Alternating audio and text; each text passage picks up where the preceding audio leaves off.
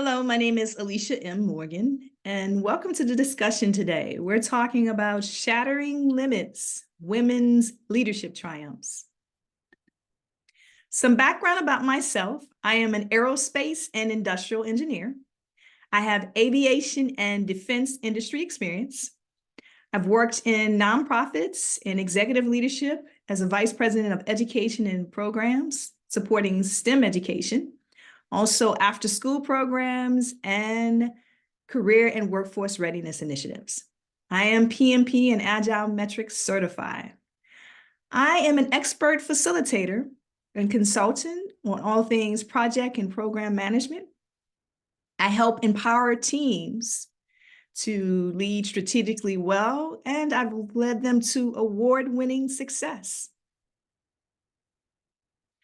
Talking about this topic of women's leadership is very important to talk about being a trailblazer. This quote says it's best. Do not follow where the path may lead. Go instead where there is no path and leave a trail.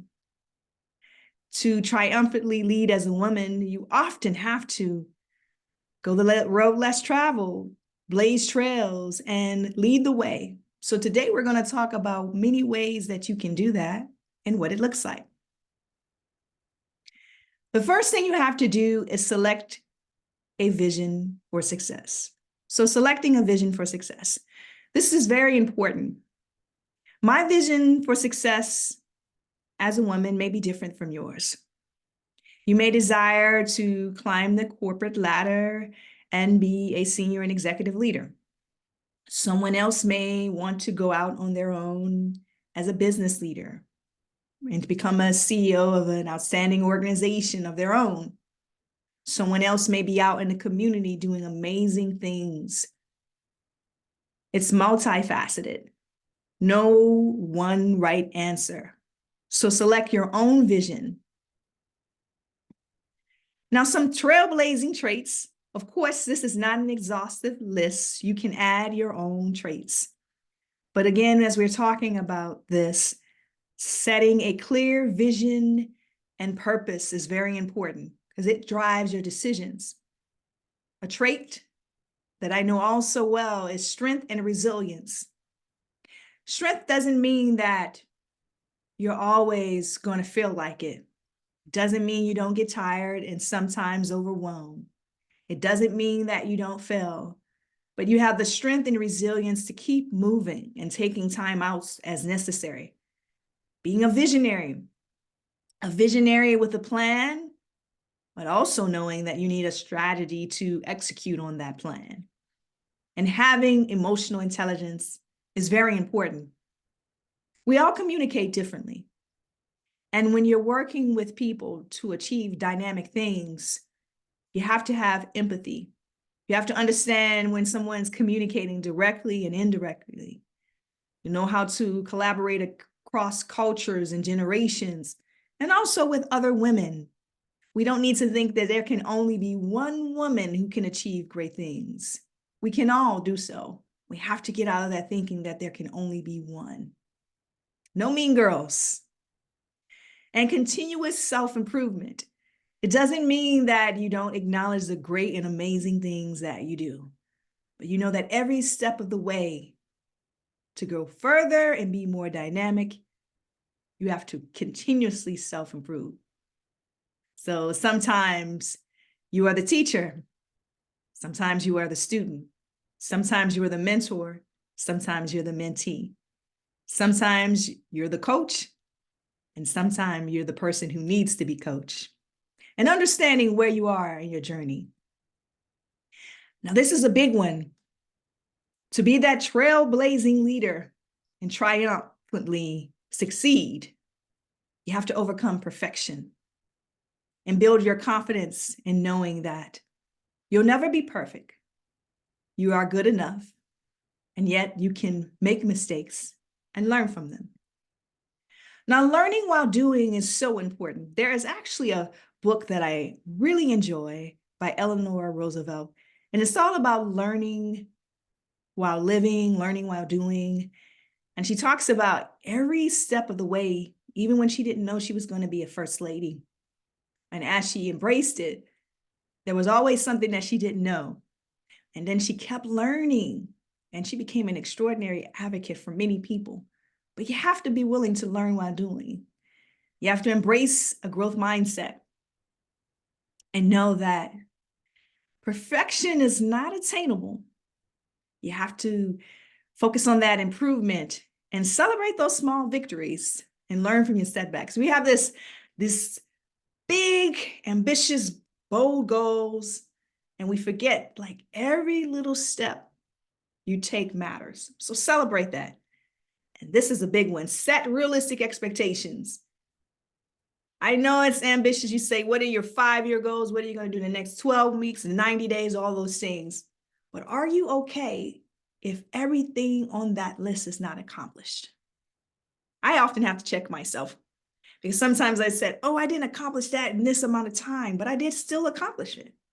And I know it's easy to say when you set your yearly performance goals, if that's where you are in your journey in a corporate environment or wherever you are, but you don't always get 100%. And you have to be okay with that and figure out the corrective action to move forward. And get over people pleasing. Because you can't please all the people all the time. Eventually, you're going to get in conflict with someone. And have that self-compassion for yourself and healthy perspective on your self-worth. It's not measured in titles or awards and recognition. All those things matter, but one day you won't fully crush all your goals and be okay with that. Now, this is a big one. We often hear that women don't talk about themselves enough, don't advocate for themselves enough. You need to build your visibility up. This is your social capital. Who you know, who knows you, what relationships and connections can you bring in to do the dynamic things that you want to do, to create those magical moments, who can speak your names in rooms when you're not there. Now, it's important that you have those social capital to get you the connections, but you need to know that who owns the relationship, and can you deliver on what's been said about you consistently, not perfectly, but being consistent in what you do and what your brand says about you, what your work ethic says about you, everything says about you. You want to have that reputation. For me, I am a driver, I'm dynamic in what I do, and I always want to make sure that I put people first and get the feedback that I need to continue to be successful. Additionally, be visible and engage. So thought leadership, writing op-ed articles, being present on social media, having your own personal website. And like me here with you today on YouTube, I am being visible and engaged and showing my reputation and building my social capital. So my visibility is going up each time I share something. Now, I wanted to make sure that I'm talking about all these things in action. So here's a glimpse of some of my awards and recognition around building my visibility up. Starts with Toastmaster of the Year. And a thing that is very important about this, I wasn't afraid of public speaking. In high school, I was the graduation speaker. I was speaking in community events all along while I was growing up. I was acting in plays. I was a writer. The thing that I had to overcome and that was very dynamic in Toastmasters was always reading with notes. I always wanted to have my notes because I had my mind to be perfect. So I was learning how to speak like table topics that Toastmaster has, and then learns how to do. I was learning to do improv, learning about yes and statements when you're in those courageous conversations that are difficult. I've also been recognized, I am an engineer and I'll always be an engineer by the Society of Women Engineers Suite as one of the women engineers you should know. Dallas Business Journal recognized me as a Women in Technology Awards advocate honoree. So all the things that I was doing in STEM education and supporting after school programs, that's what that recognition was about. Again, I've done a lot in program and project leadership. So I am PMP and Agile Metrics certified because in this day and age, we have to be agile and flexible and put people first and people over those processes and tools. I also have have many project management awards from leading those dynamic teams that I've talked about. As a facilitator and researcher, I've done a lot to support college and workforce and career readiness initiatives, and to build my dynamic leadership experience as on boards and nonprofits as well. Now today, this is Equal Pay Day and Women's History Month. So when we talk about women triumphantly leading, we have to talk about equal work for equal pay. It's not a surprise in creating this awareness and education that women still make 84 cents for every dollar a man makes. And if we take those numbers and we can go further for women of color, those numbers are even lower than 84 cents.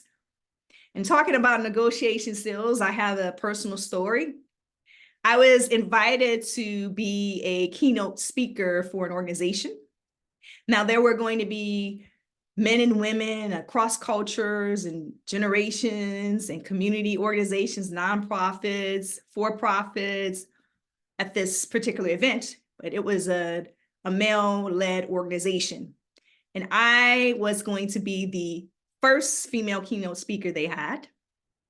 And I was asked immediately, did I want to donate my speaker's fee? I decided I didn't want to, because for me, being the first female speaker and donating my speaker fee would set that precedence or expectations that going forward, when you're interacting with women, you'll do so. So I not only got my speaker fee, I wanted all expenses. So my travel, my hotel, some food allowances. I wanted to come in the day before the event. I was traveling across different time zones.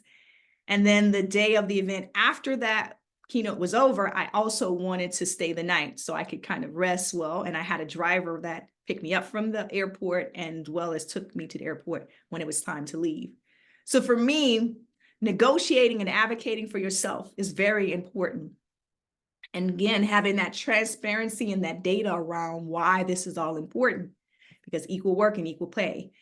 And you have to be able to effectively communicate, delivering a message that talks about the experiences of women, the values and the emotions. When we talk about emotional intelligence, and being able to do all this in a dynamic way. So again, it's about equal work and equal pay, and advocating for yourself and other women as well. So I've spoken women's names in rooms for opportunities to get paid, as well as recognized for their extraordinary contributions.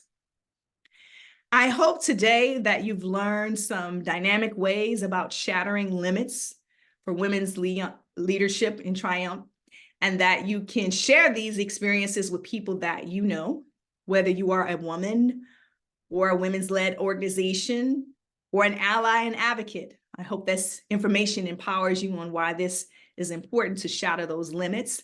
If you found this video very helpful, please like, subscribe, and share, and feel free to leave a comment. And until next time, be dynamic and be a trailblazer.